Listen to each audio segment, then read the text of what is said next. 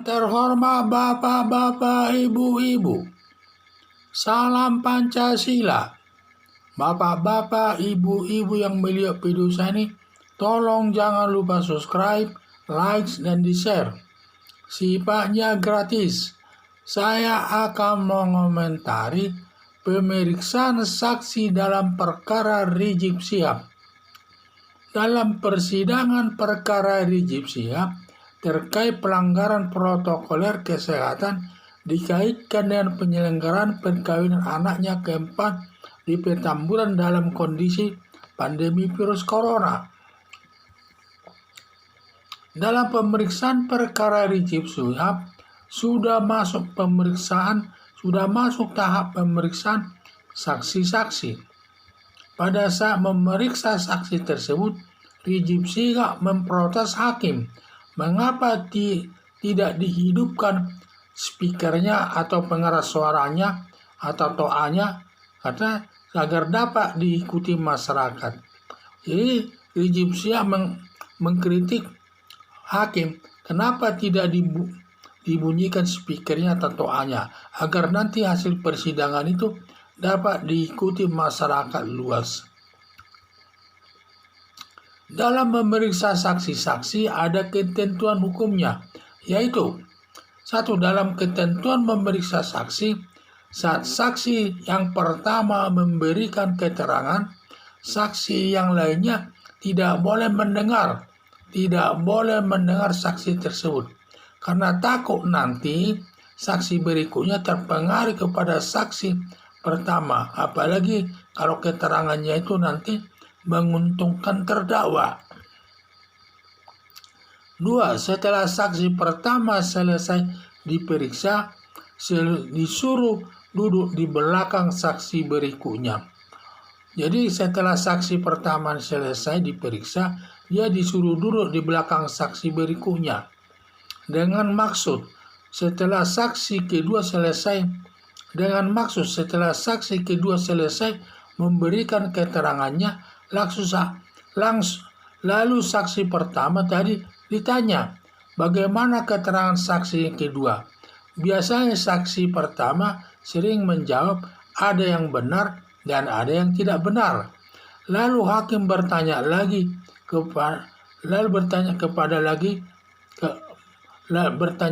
mana keterangan yang tidak benar dan mana keterangan yang benar.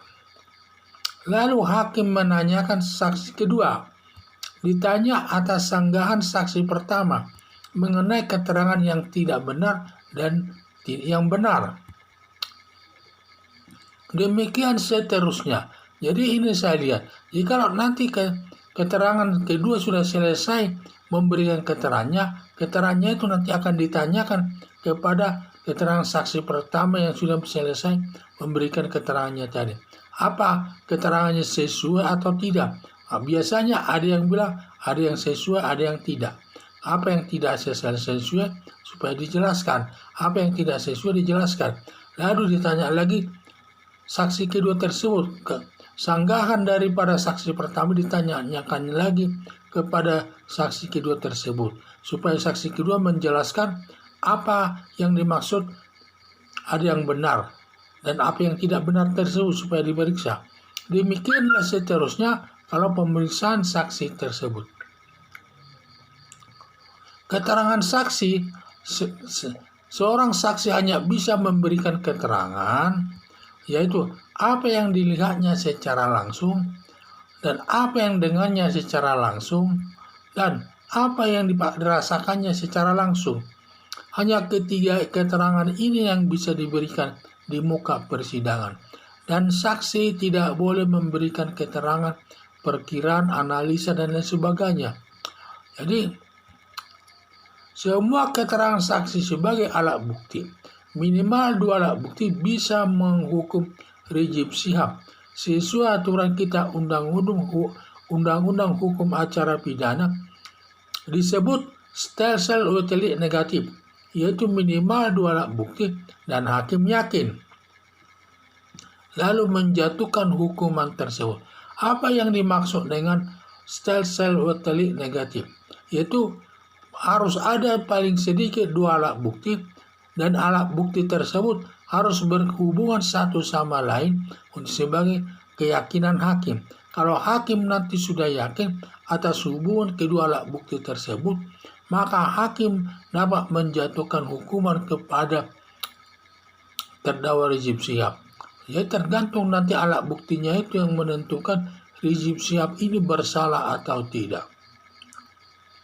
Jadi itulah saya sampaikan, ketentuan dalam memeriksa saksi-saksi di muka persidangan tidak boleh ada pengeras suara sampai semua orang dengar. Dan biasanya kalau di pengadilan, biasanya kalau saksi itu diperiksa di muka sidang, biasanya saksi itu tidak boleh berada di ruang sidang, dia harus di luar sidang keberadaannya, agar tidak mendengar pemeriksaan saksi-saksi tersebut. Karena nanti kalau dia mendengar pemeriksaan saksi-saksi tersebut, dia nanti takut terpengaruh kepada keterangan saksi tersebut. Hanya keterangannya tidak sesuai nanti terkait dengan apa yang dilihatnya secara langsung, apa yang dengarnya secara langsung, dan apa yang dirasakannya secara langsung. Maka keterangan saksi itu demikianlah dilakukan seterusnya.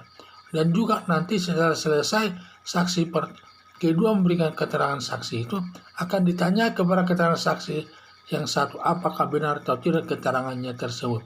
Dan itulah seterusnya nanti soal pemeriksaan saksi tersebut. Tidak boleh dilakukan memberikan speaker sampai ke masyarakat luas bisa mendengarnya, karena nanti tidak sesuai dengan keterangan saksi itu. Karena saksi itu nanti bisa terpengaruh kepada saksi sebelumnya memberikan keterangan. Apalagi keterangan saksi itu menguntungkan terdakwa yang bisa nanti membebaskan terdakwa itu sendiri. Sehingga supaya sifatnya sesuai aturan hukum, ya demikian.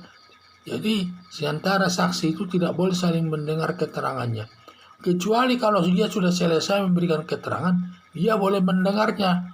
Ya, tetapi sebelum dia selesai memberikan keterangannya itu, dia tidak boleh mendengar keterangan saksi tersebut. Itu sesuai ketentuan hukum yang berlaku. Sekian dan terima kasih.